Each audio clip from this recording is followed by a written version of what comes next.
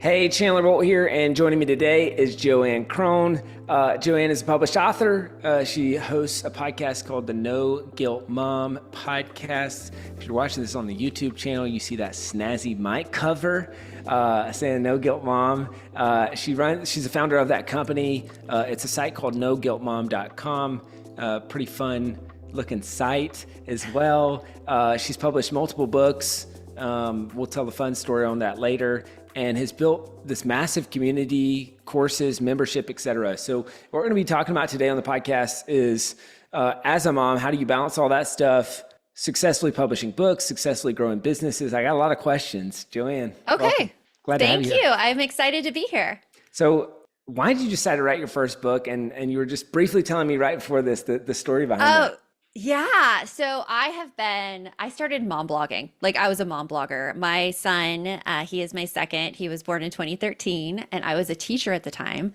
And at that time, I'm like, I cannot go back to the classroom with a newborn. And he's a July baby. So I would have been going in like new class started with the sub 3 months after maternity leave. I'm like, this isn't going to happen. I'm going to take a year off. And during that year, I was like, I need something. I need to do something. And so I started a website where I would go to all these places in Phoenix, Arizona, where I'm based, and give like a review of what you could do there, especially if you have a baby who doesn't do anything and you're just bored all the time. And it started that way. And then it transformed into what's No Guilt Mom today. And so I've been in this online space for a while, and I attended Ruth Soukup's Activate conference, and I was a speaker there as well. And you were a speaker there as well. And you did a workshop session about publishing your first book. You gave out your book published, and I'm like, oh, this looks cool. Like, publishing a book would be a really great way to get my name out there. I was doing courses for kids at the time. I'm like, it'd be a really great way to get parents this information and talk about my course in the book as well. And so I published my first book, Drama Free Homework, about a year after I saw you speak. Holy cow. That's awesome. Way to Yeah. implement. Good for you. So you published that book. You said you were doing courses for kids already. Was that outside of school, within school? What did that progression look like from that to book to, really building the business? Yeah, I was trying to find what I was good at when I started my company because I didn't like mom blogging. I didn't like doing crafts with my kids. I didn't like it. It wasn't me, even though I was a teacher. I was a fifth grade teacher though. So I really was into behavior and psychology and figuring out how to manage things. So I started writing some posts about like positive discipline in the home and like how to manage behavior, and they took off. And so I'm like, Oh. okay, yeah. So like parents want to know this stuff. And I'm like, how can I use my skills as a teacher to really help parents? And homework was the first thing because parents I talked to, they said homework was a nightmare. And honestly, like homework was a nightmare with my daughter when she started kindergarten too. I never saw it coming. And I was a classroom teacher.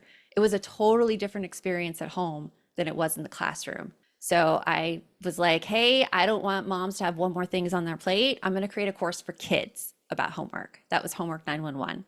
And so that was the course I had out there. And that was the inspiration really for Drama-Free Homework, was like the strategy and how to set up a routine like I taught kids to in the course. Cool. And so you had, it sounds like, and maybe I'm getting this backwards, you had the course first, then the book, and then you used the book, or you created the book, I'm assuming, based on the course and a lot of the fundamentals there, and then used the book to drive more sales of the course? Exactly. Exactly. Cool. Yeah. And I use the book as a lead magnet as well. I have right on the first page, which I think I've taken out now because it's been a long time, but like, hey, go to this website and get the audio version of the book for free. Oh, cool. And Yep. so I was building leads as well. Love that. That's a super smart strategy. And anyone who's listening to this, if you already have a course or group coaching or even group class that you lead, you've already written the book, you just didn't know it yet. And it's in the course, or it's in the curriculum that you're already teaching and working with kids, especially for teachers or people who are already working with kids or working with an audience. I want to back up. I love around finding your audience. I think it's really interesting hearing your journey there, because it speaks to some of the things I guess I talk about in the book, which is person, pain, promise, price, like the four pillars of a high converting offer, but then also a best-selling book, is who's the person that you're writing to, the pain that they have that they know that they have, and then the promise that you make with the book or with the course in your case, and then what's the price point that they're willing to pay to solve that problem or get that benefit, right? And I think it's interesting. We talk about a lot this concept of pain pills versus vitamins. You know, it's easier to sell pain pills than it is to sell vitamins, because not many people wake up and say, hey, I can't wait to take my vitamins today. But many people wake up and say, hey, my back hurts. And that's why pain pills sell like crazy. They're generic often. And vitamins, it's like they're making like, you know, shapes and animals and all the things to try to get people to take their vitamins. And so we often talk about, you got to speak to the pain that people have. It's so interesting, right? Because when you talk about mom blogging and making crafts with your kids, it's interesting, it's fun. There's a lot of people that are very successful with it, but it's more vitamin-y. And when you're like, how do you get your kids to do your homework? Yeah, that is definitely a pain point. There's no wonder why that popped off. Did you see that, or why do you think that content started resonating so well? And how did you decide when to really pivot or focus? Because I feel like that's a really hard thing for people to say, like, all right, where do I go? How do I pick what I focus on and then go all in on that thing? It's interesting. The way I've done it is I'm like, okay, what is the need that is going on right now? Like my friend Ruth, who's Ruth Sivkup, she always says, like, if somebody asks you the question 3 times, like, make a product around it. And that was a question I was getting asked a lot. Like, how do I help my kids do homework? And so I just created a little mini course. It's like a 30-minute course because kids cannot handle a full-blown course. Really, really easy. It was $49 I sold it for at first. And people bought it like right away, and they had great results too with their kids, because not many offers out there were actually for their kids to like sit down and learn something and take over control of the situation on their own. And so that's how I first started it. Just, it was asked for. It's great. And I think there's a lesson there for people watching or listening. What's the thing that people keep asking you for? And you might be kind of annoyed with it or ignoring it or putting it on a shelf. I know that was my experience, where I was working on this business that was failing. People kept asking me, hey, how are you publishing books successfully? And it's like somebody can only smack you in the face so many times before you turn around and look. And you turn around and look, and there's this whole line of people that want that thing. And so my question for people listening to this would be, what is that thing for you that people are asking you for your help with? And that's probably a good direction for your book, for your course, for your business, etc. And I love how, even fast forwarding to today, your core business, the pain is inherent in even the name. Like, I love your brand, No Guilt Mom. I'm like, man, it's funny because I didn't start that way. Really? Tell me the story. How did you land on that? I did a name change midway through. Okay. I started off with the name Whimsical, spelled like popsicle. No one knew what the hell no one knew what it was. Like, no one knew. And I had to explain it to people, and they're like, oh, I get it. But like, they didn't really get it. And then I was at a conference working in small groups, where all of a sudden I'm like, yeah, it's like No Guilt Mom. Oh, that's a good name. I'm going to like just buy the domain, and maybe I can create a podcast about it in the future. And so I bought the domain right there. And then 2 years later, I'm like, I think we need a name change. And I have this great domain name right here. Let's change it to No Guilt Mom. And it just completely explained what we did. Exactly. And so like, it was wonderful. And name change wasn't even that hard either. I know a lot of people get really like intense and concerned about like changing things like that, but it was good. It was a really good idea. Well, I agree. I mean, I still don't really understand what whimsical means. I have no idea. In the context I was like, it's imperfect and fun. Like, that was my description. But I think that touches on whether it's your job title or your business name. We say clear, not clever. Yeah. That's a clear name. I mean, I'm even just looking at, the cover of your book behind you there, Drama-Free Homework. Another good one, right? Where it's very clear what the outcome is of that book. Yeah. Question the clear, not clever has helped me so much, by the way. Yeah. It has taken so much stress out of copywriting. It has taken so much stress out of titles, because you're like, I just have to show them what the promise is, and that's it. And it usually does so much better. Yeah. When I think whether this is inherent or whether this is you've crafted this, I mean, you're really good at figuring out what the pain is that they have, that they know that they have, and the problem that's clear to them, and then clearly articulating the solution to that, which I think is probably a big part of why things have went so well. Why don't you But have a which is book? like, I think that like you say that, and like I hear that from like people so much, and you see people who are successful, but there were so many other failures in between that, you know? Like I got it on that one, but Yeah. other ones like it, you know, it's like a trial and error almost. You learn as you Hmm. do. So Is just this to you not like deflecting the dissuade compliment? anyone. I'm like, thank you for the compliment, and I have to say this. That's good. That's good. Hopefully that's encouraging for people who feel like, Yes. we hear this all the time on coaching calls. It's like, this is coaching call number 5, where I'm bringing you 7 new titles for my book, and I know that it's not it yet, and I'm just confused. But there's just this, I feel like oftentimes, and it sounds like you felt this, there's just this beating your head against the wall for Oh yeah. weeks or months or whatever, and then you land on it, and you're like, that's it. But sometimes in that struggle of figuring it out, it's pretty demoralizing because you just want to figure it out. Yeah, I mean, like I feel that in every step of my business. I know I'm growing if there is something that I am struggling with right now that I won't give up on. Like that's one Mhm. thing that I know is one of my strengths. I will Mhm. not give up. It doesn't matter how many times I fail. I Mhm. know I'm going to eventually get it somehow. That's great. Well, and it's funny. I literally just right before this podcast interview got off of our company book club, and we're reading Strengths Finders, and Oh, doing the yes, Strengths I've read that. Finders, and like, I know which do you one I know? am. Do you know of it? Yes, yeah, I had it. I took the Belief? test and everything. Oh, Is belief one of belief? yours? Uh-uh. No? No. That sounds like a Mm-mm. belief. So then what is it? What is that strength that's dogged determination and I'm not going to give up? I don't know. I just remember two of mine. My number one strength is actually input. I can Okay. take information and collect it. I collect it like souvenirs, and then I'm able to bring it out whenever it's needed. And Hmm. I also have a very high significance strength. Okay. And then I Well, forget my other three. It's been a bit since I yeah. took it, but those are the two that stay in my mind. Love it. That's great. Mhm.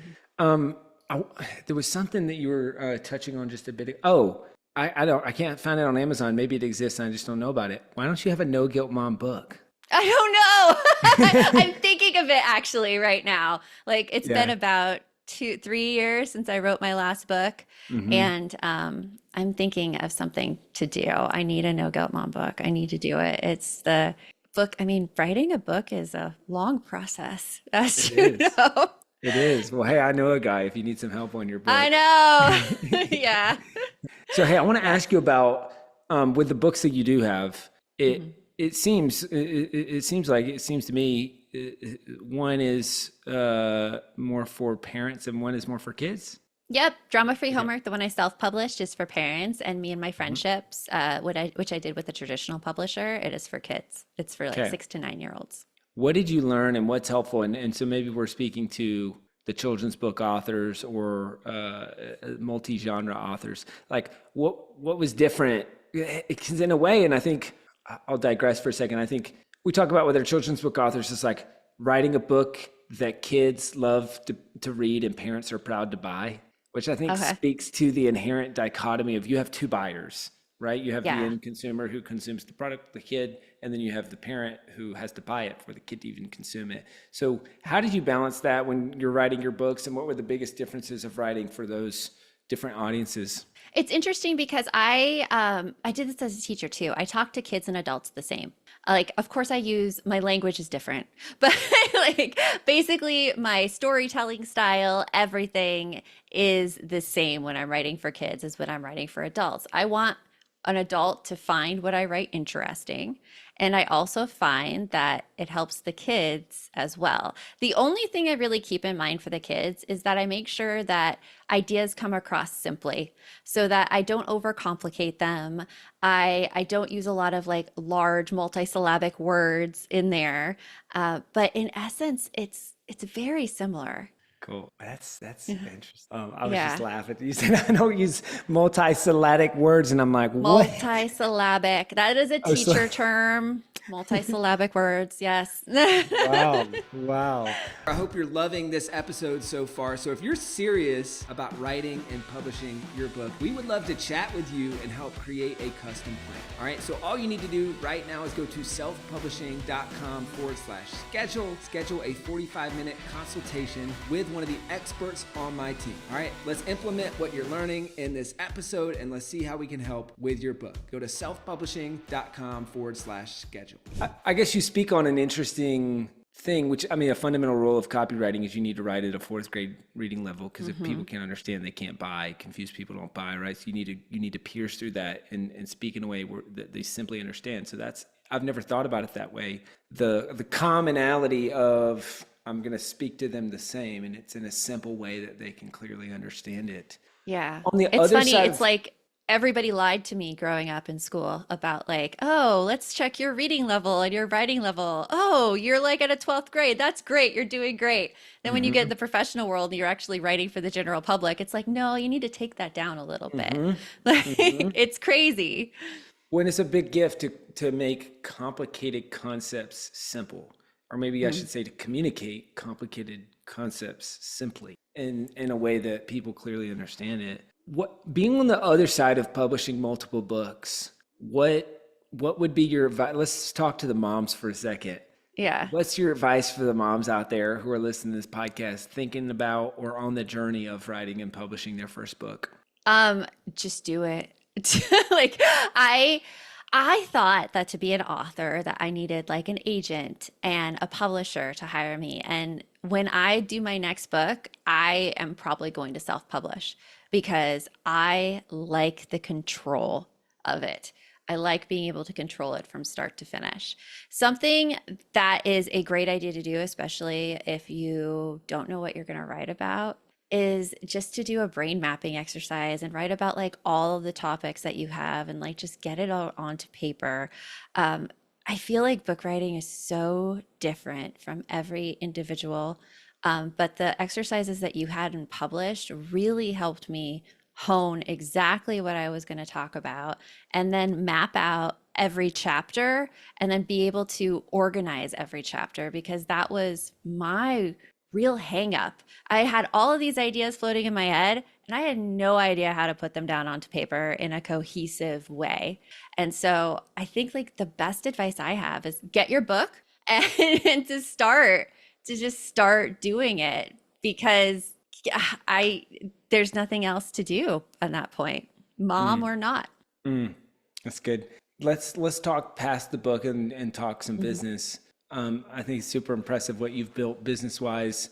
Coming from, we just did our big annual Author Advantage Live conference, and this came up a lot, and it's come up on a lot of our coaching calls since then. It's charging for what you do, especially when you feel like you have a passion for helping people. And I could see how in what you're doing, you're helping moms, you're helping kids, very similar to what I see in some of our authors. They're like, oh man, this feels weird to charge about this. I'm like, well, you're not running a nonprofit.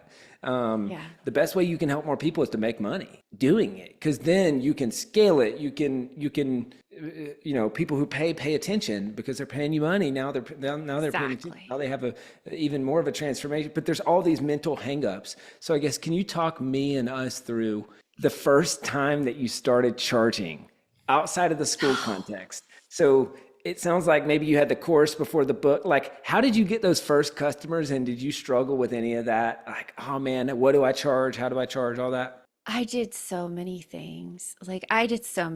Even before I started doing the courses for kids, I wrote a blog post on Whimsical about creating a capsule wardrobe because it was really big at the time. And it went out, it was really, really good. And I'm like, oh my gosh, this blog post is so popular. I'm going to create a product around it. I didn't know anything about getting dressed. I didn't know anything, but I found out, I researched it. It was fun for me. I created a course called Outfit Mastery. I put it out there. I sold it with a webinar, and I never had trouble selling something for money.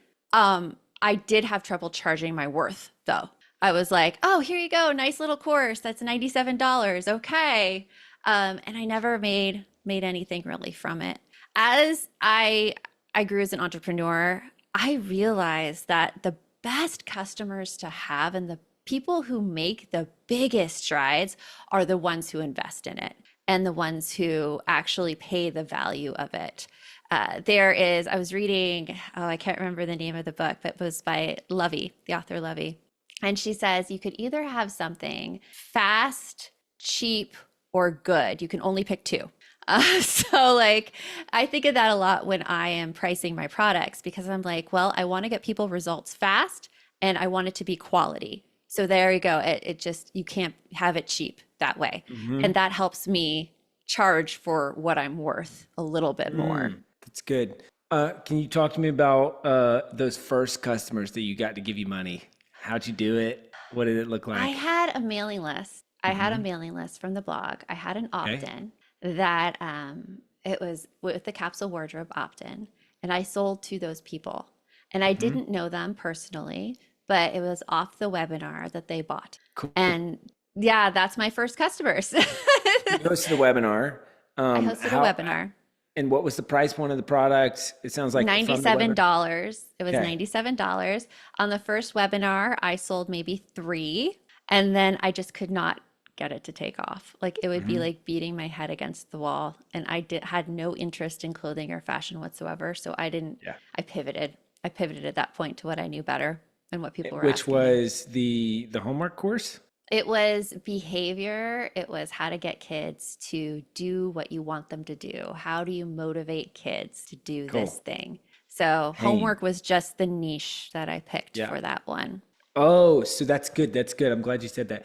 And it's shifted to something that's more painful, which means that people are more motivated to buy, right? But what's interesting that you talk about there, and I meant to key on this earlier, is you can take a pain, but then what I love to do and what you've done well is go even further than that and say, what's a moment in time where this pain shows up and the moment in their life? And so getting kids to do a thing, that could be the pain. Okay, parents have that pain. But how do we localize it to something that they care about? Where it's like, okay, this now makes that pain extremely evident and it niches down the promise in a way that it's even more valuable to them. So in this case, obviously, Absolutely. getting kids to do the thing, well, it's homework and it shows up because there's a deadline or there's a teacher, there's a bad grade, there's a bad report card, there's whatever. Now it's painful. Now there's a reason why I pick up the phone and say, hey, I need help with this, or I put into Google or whatever. And so that would be a question I would ask for people listening to this is how can you niche down or localize the pain that you solve even more to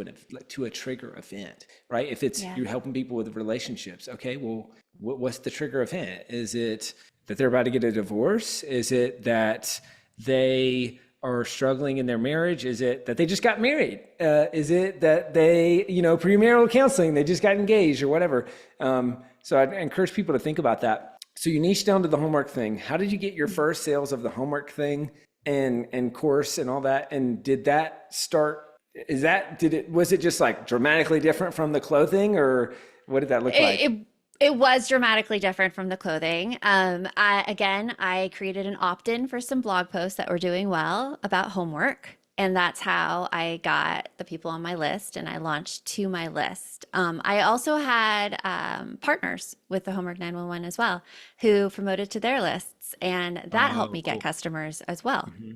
And for those who So, aren't yeah, familiar, I mean, partners, like these are people who have an audience they and have they're an getting audience. an affiliate commission, I would assume, but to send out, hey, here's Joanne's Homework 911 course, and they get a cut off of it.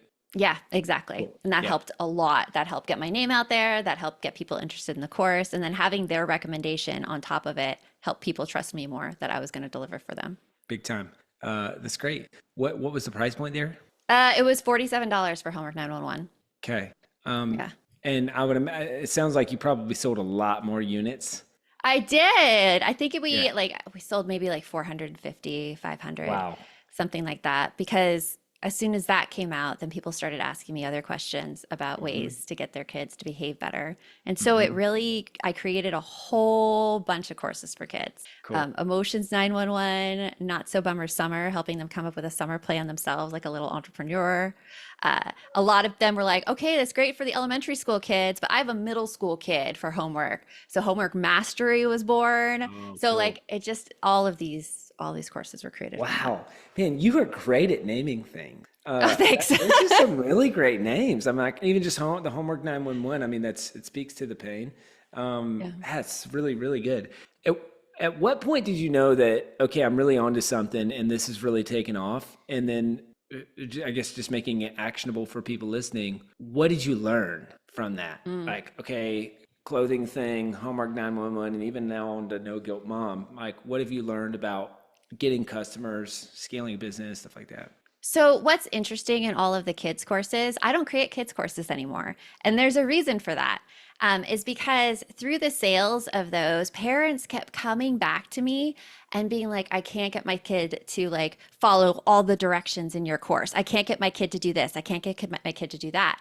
And I realized that the actual issue was not the kids at all. It was the parents who needed my support more than anything. Mm, And so during a launch of Homework 911, I was like, hey, like we're starting a membership program, gonna call it Balance. You get 2 months free if you get Homework 911 right now. And I had no idea what we were gonna do at Balance. I had no clue. I just knew that these parents needed some strategies and skills mm, about how mhm. to work with their kids. And that's the core of my business now, Balance is. It's been going on for 4 years.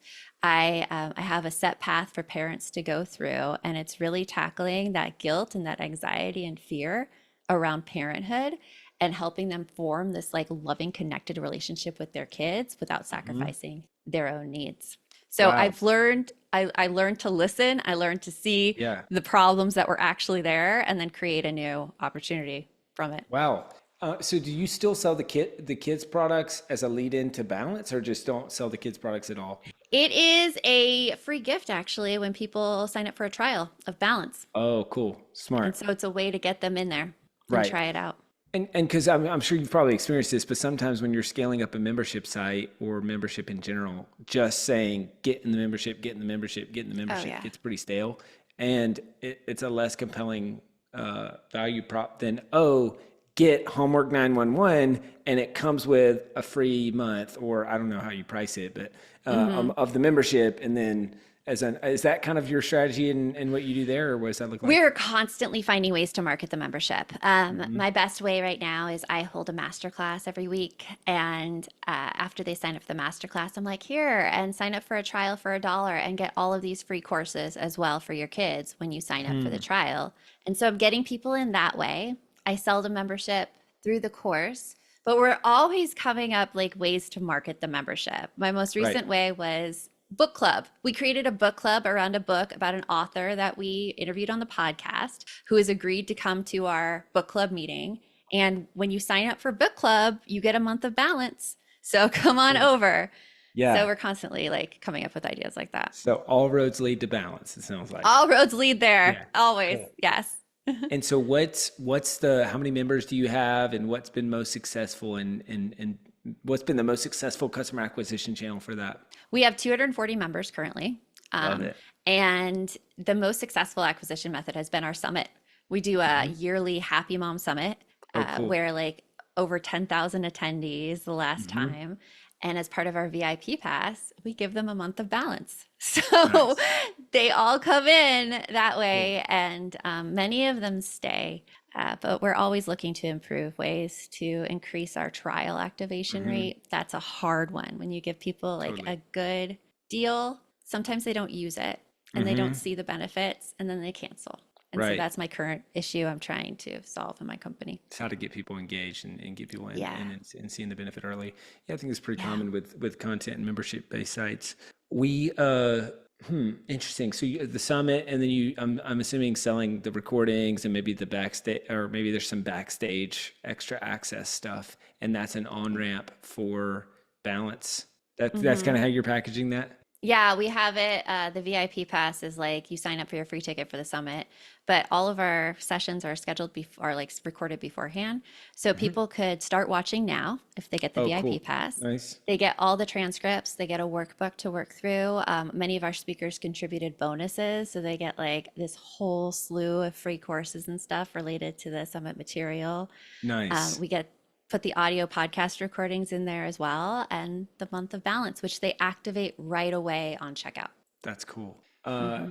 That's cool. I like that a lot.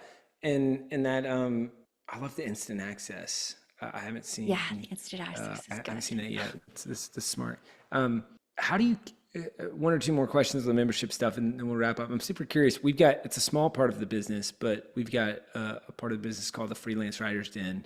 And Hmm. then there's a Freelance Writers Den. It's a membership community. There's the makealivingwriting.com, all that. So yeah, I'm interested in this and in that as well, is because what we see is, and with any content-based membership, and we've seen this on the selfpublishing.com side of things as well, is you just hit churn, like content-based Hmm. memberships. I mean, if you think about this, even Netflix, even Disney Plus, all the things, they're always like, hey, how do we create new content to keep people on the membership? So what have you seen work well to reduce churn? So our membership isn't really content oriented so much as it is community oriented. Ah, They're cool. getting Nice. we nurture the relationships in there between members. I go on live every day. I do a Joe with Joe, so I have my coffee, and I just talk with whatever is on my mind for like 15 minutes in the morning. Hmm. Everybody comes on, talks with each other, so they're making connections that way. We help them form accountability pods. We schedule social hours for them where it's just a Zoom session and they go into breakout rooms. Maybe we plan some games, Hmm. but it's all about being supported in the community. In fact, we have people leave and then come back like 4 months later and they're like, I just missed being supported like that. Oh, And cool. so that's our solution for the churn. We actually have a pretty good retention rate. It's about 85% right now. That's awesome. Yeah, really, Yeah. really, really solid. Um, what would be your parting piece of advice, Joanne, for people who are on the other side of the book thinking about taking the leap to start a business or charge for what they're doing with helping people and going deeper with that, knowing what you know now? Knowing what I know now, I think like going back to my comment before, you just have to start somewhere and it has to be imperfect and you have to get something out there so that you get feedback back so you know what to change. Because right now, it all existing in your head, you have no idea if it's going to work or not. You have no idea if people are going to be interested or not. And the sooner you get your ideas out there, the better. So whether it's like just an Instagram account where you like write a little bit in the caption or like start a blog or like post on Facebook and see what gets people interested and then go from there and build. Cool. I love that. And the feedback loops. This is awesome. Really fun hearing your story, Joanne. And I'm excited. I know we've got a webinar to your audience. We're going to be Mhm. talking about publishing books. So if you're Yes. watching this in the No Guilt Mom community, excited to be helping you guys on some books. What would be, as we part here, where can people go to find out more about you, your books, your membership? Where's the best place for people to go? You can go to noguiltmom.com and we have everything there. Subscribe to the podcast, see the books I've written, see the membership. It's all right there on the site. Love it. NoGuiltMom.com. Check it out, y'all. I love this lead magnet. It's the stop doing checklist as a mom to gain back Yes. time. I thought that was a super, super smart lead magnet. Well, check it out, guys. Check out Joanne. Check out the membership. Check out the books. If you want to write a book like Joanne did, book a call with our team, selfpublishing.com/talk. We'd love to chat with you and just to still say, hey, what are your goals? What are your challenges? How can we help? And we'd love to help you with your book. So book a call with the team, selfpublishing.com/talk. Joanne, so much fun. Thank you. So much fun. Thank you for having me. Thank you so much for watching or listening to this episode of the Self-Publishing School podcast. I know there's so many places that you could be spending your time. There's other podcasts that you could be listening to, YouTube channels that you could be watching. So thank you so much. It means the world. Now, I want you to do 3 things right now if you found this episode helpful. I don't know if you know this, but we've got a YouTube channel. It's a companion channel to this podcast. All the video versions of the episode are on the YouTube channel. So number 1, subscribe to the YouTube channel. Number 2, if you're listening to this podcast wherever, whether this is Spotify, Apple Podcasts. Number 2, I want you to subscribe to this podcast right now so you don't miss a future episode. And then number 3, this is probably the most important, leave a review on the podcast. All right, reviews are super important and help this podcast get discovered by other people. So number 3, leave a review on the podcast. Thank you so much. I'll see you in the next episode.